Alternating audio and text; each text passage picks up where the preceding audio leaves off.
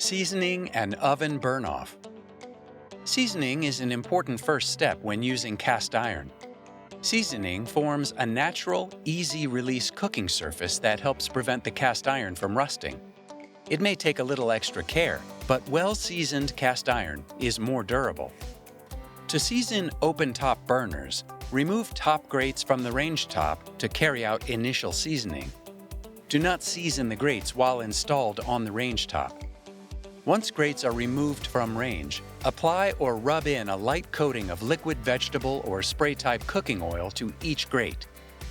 After seasoning, replace grates on the range.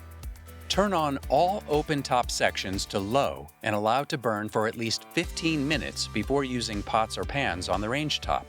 Failure to season grates may cause grates to rust. Upon initial use, grates may show white coloring. This will go away over time with proper seasoning care. Use water and stiff wire brush on the grate, followed by immediate drying before the next seasoning, will help preserve the cast iron color. Now you are ready to use your Vulcan range. For more information on operating and maintaining your equipment, refer to the operation manual on the Vulcan website.